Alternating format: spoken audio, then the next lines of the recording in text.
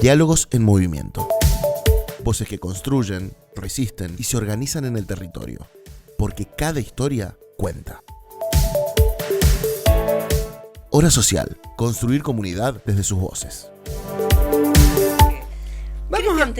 Vamos a hablar con Ariel Gustavo Pérez. Él es historiador y es especializado en la vida y obra de José de San Martín. ¿Cómo lo traemos hacia San Juan? A Ariel Gustavo Pérez. Ha escrito un libro que se llama El Fusilado. Bien.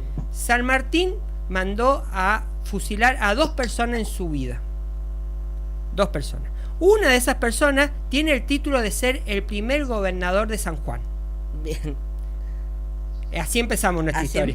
Así empezamos. Imagínate, si el San Martín manda a fusilar al primer gobernador de San Juan, imagínate cómo comienza nuestra historia como provincia independiente. Vamos a hablar con Ariel Gustavo Pérez, que se encuentra al aire. Muy buenas tardes. ¿Qué tal? ¿Cómo le va? Muchas gracias por llamarme. Un gusto estar en contacto con la audiencia sanjuanina. Un gusto el nuestro y también conocer de este libro que está lanzando, es decir, está viendo sus primeros días de publicación, El Fusilado. ¿De quién estamos hablando cuando hablamos del fusilado? El Fusilado es la historia de Mariano Mendizábal, primer gobernador de la provincia de San Juan Autónoma. Esto hay que explicarlo. En los últimos días he tenido varias discusiones, porque mucha gente me ha dicho, no, el primer gobernador de San Juan fue José Ignacio de la Rosa. En realidad, José Ignacio de la Rosa fue el último teniente gobernador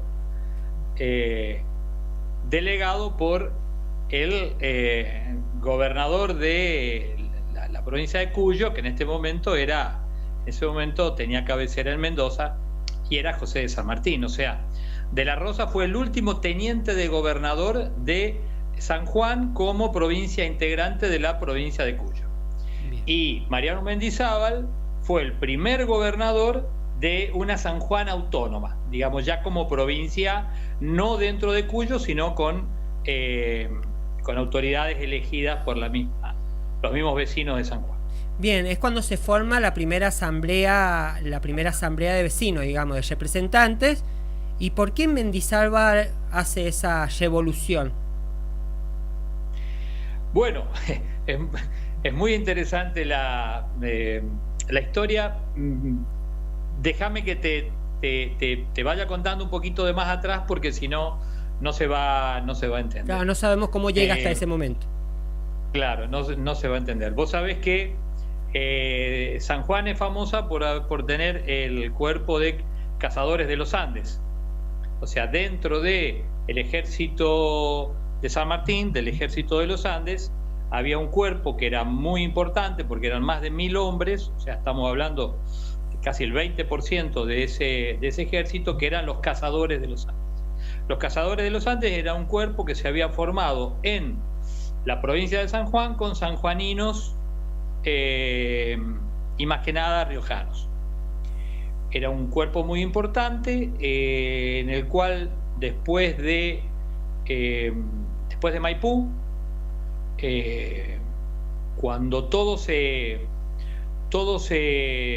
desmadra un poco, porque San Martín y el ejército de los Andes quedan varados allí en Chile, hace falta seguir la campaña hacia el Perú, pero hay 2 o 3 años en los cuales no hay dineros, se complica la parte política, digamos, la campaña que debería haber sido inmediata, digamos, después de haber terminado con la libertad de Chile, tendría que haberse ido inmediatamente al Perú, y bueno, y eso se empieza a alargar.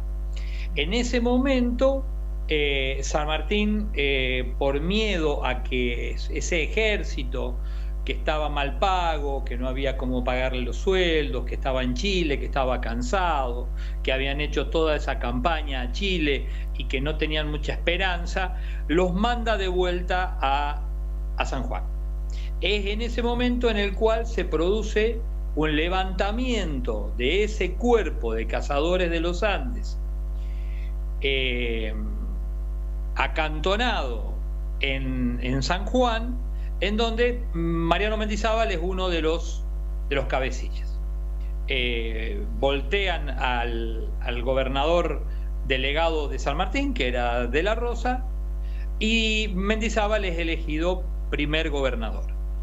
Hay que tener en cuenta que contemporáneamente estamos hablando de esos meses en los cuales cae el gobierno central en Buenos Aires, cae el directorio, claro. Estamos hablando de enero de 1820, entonces todas las provincias del interior empiezan a elegir a sus propios representantes. No es que esto haya sido solamente en San Juan, digamos, la provincia de Cuyo deja de existir, pasa lo mismo en San Luis, pasa lo mismo en Mendoza, pasa lo mismo en La Rioja, digamos, es en ese momento en el cual se produce la anarquía, lo que nosotros los historiadores llamamos la anarquía del año 20.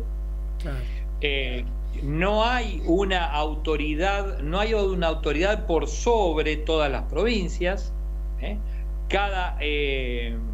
Cada provincia se declara autónoma, y es en ese momento en el cual Mariano Mendizábal produce esa, no le quiero llamar revolución, sino un levantamiento, y se hacen con el poder. Y Ignacio Layosa y Mendizábal tenían una relación cercana, es decir, se conocían bastante bien. Eran cuñados. Claro. O sea, el gran problema de Mariano Mendizábal, por el cual termina fusilado, es esa relación que él tiene con la hermana de la Rosa, que la cual De la Rosa nunca se lo perdona, porque esta chica queda embarazada afuera del matrimonio, antes de casarse con Mendizábal, antes de que él vaya con el ejército de los Andes a Chile, y hay evidentemente allí una mala relación entre ellos, en los cuales primero De la Rosa lo destierra a Mendizábal, después Mendizábal lo destierra a De la Rosa, De la Rosa casi lo hace fusilar a Mendizábal, después Mendizábal casi lo hace fusilar a De la Rosa, digamos, hay allí un problema que se mezcla entre lo político, digamos, y una mala relación personal entre estas dos personas. ¿Y cómo es capturado Mendizábal? Porque no está mucho tiempo en el gobierno de San Juan, está unos meses. No, sí, 2 meses solamente, porque en realidad Mendizábal, acá es donde empiezan las mentiras, digamos, y la tergiversación de la realidad. Mendizábal no tenía poder sobre ese ejército. En realidad él ya estaba fuera del ejército, y a él lo ponen, y los mismos militares, jefes de ese cuerpo de cazadores que lo ponen en un primer momento, a los 2 meses lo sacan, digamos. No es que Mendizábal haya hecho él ese movimiento, sino que fue el hombre puesto en ese momento por los cabecillas del movimiento. De todas maneras, más allá de que los cabecillas del movimiento militar lo hayan puesto, también hubo una votación del Congreso sanjuanino, y una asamblea de vecinos que estuvieron de acuerdo en el nombre de Mendizábal. ¿Y cómo llega Mendizábal a Perú? Porque es fusilado en Perú. Bueno, empieza toda una...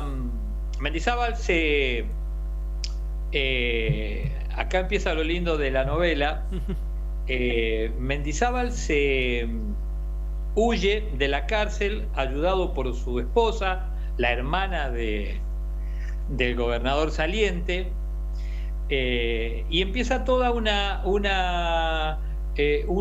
derrotero en el cual nadie se quería hacer cargo del enjuiciamiento y el fusilamiento, o digamos del juicio de este hombre, justamente porque su pena había sido, su delito había sido en una provincia autónoma, y ninguna de las otras provincias tenía autoridad para juzgarlo, y no había una autoridad nacional que lo juzgara. Por lo tanto, primero lo toman en Córdoba, de Córdoba se lo mandan a Facundo Quiroga a La Rioja, Facundo no sabe lo que hacer y se lo manda a Güemes a Salta, Güemes no sabe qué hacer, lo manda de vuelta a San Juan, en San Juan no lo quieren fusilar y se lo mandan a Mendoza, está otro año allí bajo la gobernación de Tomás Godoy Cruz, en Mendoza tampoco no saben qué hacer con este hombre y terminan mandándolo por barco hacia Perú para que lo juzgue San Martín. El tema es que en Perú, cuando llega este hombre después de 2 años a Lima, allá estaba José Ignacio de la Rosa, su archienemigo, su cuñado archienemigo, estaba como auditor de guerra de San Martín, porque evidentemente San Martín le tenía mucha confianza a De la Rosa, estaba como auditor de guerra. Por lo tanto, cuando llega Mendizábal, imagínate que bueno, el juicio hacia este hombre es bastante amañado y más que nada, digamos, la campana que se escucha siempre es la campana de la Rosa, digamos. Estamos ante una historia en la cual conocemos solamente una parte de la... Conocemos la historia de parte del cuñado, del enemigo, tenía todas las de perder. Claro, bueno, ¿y por qué nos ha llegado a nosotros? Y esto es muy interesante, te lo voy a explicar en 5 minutos. Los historiadores, quienes hacemos investigación, lo primero que buscamos siempre es ver quién es el relator, digamos, quién es el cronista, quién es el primero que cuenta. Esto es muy interesante. ¿Quién es el primero que cuenta la historia de Mendizábal y de la Rosa? Bueno, ustedes tienen allí en Cuyo un gran historiador que se llama Damián Hudson. Damián Hudson escribe en 1870 un libro muy importante sobre la historia de Cuyo. Y Damián Hudson, que en este momento, en 1870, ya era un hombre muy viejo, fue amigo de la Rosa y de la Rosa estuvo en casa de Damián Hudson en su viaje hacia Perú. O sea, cuando después de que Mendizábal lo destierra, de la Rosa va hacia Mendoza y allí va y pasa unos días en la casa de Damián Hudson. Evidentemente le cuenta todo esto que estaba pasando. Damián Hudson, después de 40 años, escribe la historia de Cuyo y escribe esto que le llega de boca de la Rosa, ¿se entiende? O sea, ¿quién es el primer cronista? Damián Hudson escribe lo que le cuenta de la Rosa. Por eso es que luego, tanto Mitre como el general Paz, después ya ahora en los últimos años, tanto Videla como Bataller, digamos, otros grandes historiadores allí sanjuaninos, toman siempre esta misma parte, ¿se entiende? En la cual hay un montón de inexactitudes y tergiversaciones que hacen que se nota que están mentidas justamente para cerrar el relato a favor de una de las dos partes. Y termina siendo Mendizábal un anónimo, es decir, porque en la historia sanjuanina no se nombra, está o muy por arriba, se dice que él llevó adelante la revuelta, la revolución y el primer gobernador, pero no se sabe nada de él, es decir, no está ni en nombre de calles, creo que hay una escuela que se llama Mendizábal, pero no... En ningún lado, no. Sí, no, en ningún lado. Bueno, y la verdad que es una lástima porque San Juan está perdiendo la oportunidad de honrar a su primer gobernador por mentiras, digamos. No es cierto lo que se cuenta de Mendizábal. Podría, si vos me das un segundo, podría, a ver, yo te quiero leer lo que dice Damián Hudson de Mendizábal y lo que les ha llegado a ustedes, los sanjuaninos, hasta este momento, y después decime qué pensás de esto. Vicioso y desalmado, se hizo nombrar gobernador y el terror, el desorden más espantoso, los crímenes, el saqueo y el asesinato fueron su programa de gobierno.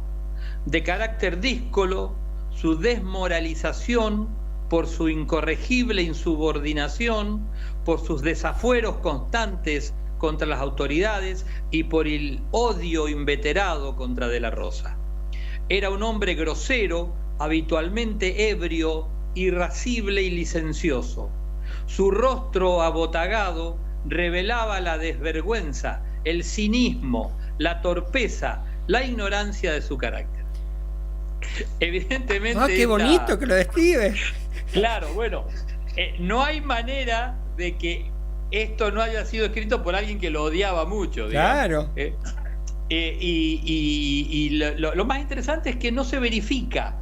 Mirá, te voy a dar algunos datos, no sé si tenemos mucho tiempo, de las mentiras. Vicioso, mujeriego. No, de todo, borracho. Sanguinario. Mirá lo que dice Mitre, y la verdad que cuando Mitre escribe algo queda en la historia y es muy difícil sacarse ese sallo después, pero en lo poco que escribe Mitre de Mendizábal hay 2 o 3 mentiras, son muy pocas palabras y hay 2 o 3 inexactitudes que son muy interesantes para mirar. Dice Mitre: existía agregado al batallón un capitán llamado don Mariano Mendizábal, natural de Buenos Aires, el cual por su mala conducta había sido separado de las filas del ejército. Mentira, no fue así. Valiente, corrompido y bullanguero, había asistido a la defensa de Buenos Aires contra los ingleses y hecho casi todas las campañas de la Revolución, siendo objeto de un sumario en enero de 1817. Mentira, tampoco. Por su conducta e incorregibilidad, como por indisciplina y para que escarmiente. O sea, Mitre toma las mismas palabras de Hudson, porque Hudson escribe en 1870 y Mitre escribe en 1880. Entonces, Mitre y Hudson, que eran amigos, evidentemente estas son las mismas palabras que había escrito Damián Hudson. Ahora, en lo poco que escribe, se ve, cuando dice que fue separado por mala conducta, la verdad que no.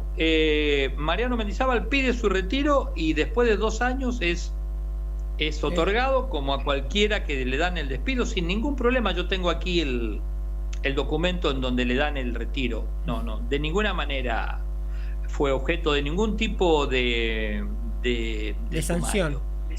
No, ninguno. ¿Nos puede mostrar la portada del libro? Así la conocemos. Ahí que lo tienen en la mano, ahí nos muestra en cámara. Ahí está, El fusilado de Ariel Gustavo Pérez. ¿Cómo podemos conseguir el libro? La gente lo encuentra fácilmente en la página de Facebook Vida y Obra de José de San Martín. Vida y Obra. Hoy todo el mundo tiene Facebook. Si ponen Vida y Obra de José de San Martín, allí nos van a encontrar. En realidad, El fusilado es una excusa para contar esa época de 1819, 1820, toda esa fea historia, bueno, toda esa historia argentina, esos momentos de nacimiento de la Argentina como nación, digamos, en esa época. El libro no es solamente la historia de Mendizábal, sino que a través de esa historia lo que hacemos es contar el contexto. Contar el contexto de si de lo que estaba pasando en ese momento. Si alguna escuela, profe, está viendo ahora en la tele y lo quiere invitar, aunque sea por videollamada a alguna escuela, ¿usted puede hacer algunas charlas con alumnos? Sí, bueno, esa es la idea, justamente. Lo que nos gusta a los escritores es poder transmitir este tipo de cosas, y cuando uno encuentra, porque en realidad yo te digo la verdad, esto lo fui encontrando, el libro fue tomando vida propia y fueron apareciendo documentos que yo al principio no sabía que iban a aparecer. A mí me pareció muy extraño esto de que San Martín haya fusilado solamente a 2 personas, un realista y un patriota. Entonces empecé a ver, digo, bueno, va a haber el patriota, que cuando empiezo a ver esto del primer gobernador de San Juan, cuando empieza a salir esta historia es muy interesante, porque además Mendizábal fue buen padre, buen esposo, digamos, tiene una historia muy, muy distinta a la que ha llegado en este momento. No se verifica absolutamente ninguna de las malas cosas que han llegado hasta ustedes.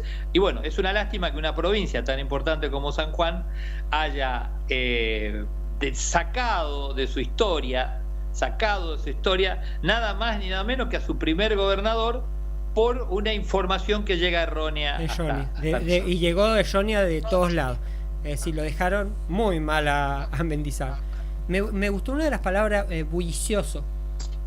Bullanguero. Bullanguero. Claro. Bueno, pero lo que pasa que después, cuando uno empieza a ver, todo esto no se verifica. Claro. En realidad, en un momento dice que Mendizábal le planteó querella a De la Rosa por la fortuna familiar. Y la verdad que es mentira. Lo que hacen las 4 hermanas de la Rosa es sacarle la administración a su hermano varón de la Rosa para dársela a Mendizábal. Solamente después de 4 meses de que Mendizábal se había casado con una de las hermanas, las otras 3, más su esposa, le sacan la administración de la fortuna familiar a José Ignacio de la Rosa y se la dan a Mendizábal. O sea que evidentemente no era un hombre tan malo.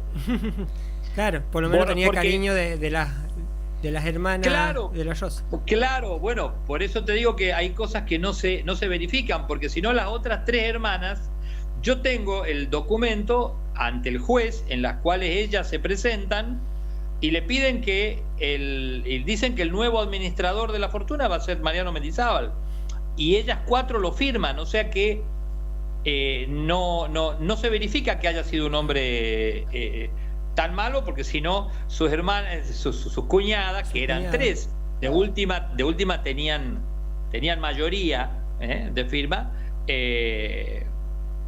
podrían no haberle dado la administración de la fortuna, ¿no es cierto? Bueno, Ariel, es un gusto, se nos va terminando el tiempo, es un gusto. Cualquier novedad, actividad con este libro o los que vengan, a disposición. Estamos acá en Radio Universidad. Yo estoy a disposición. El libro, en realidad la historia es muy interesante, y ya te digo, te lo vuelvo a decir, a mí me parece raro que en una provincia no se honre a su primer gobernador por los malos datos que han llegado a través de la historia. Solamente había que ir y verificarlo. Perfecto. Bueno, muchísimas gracias, Ariel. Gracias a ustedes, a su disposición. Ariel Gustavo Pérez, autor del libro El Fusilado, historiador especializado en la vida y obra de José de San Martín. Hora Social, construir comunidad desde sus voces.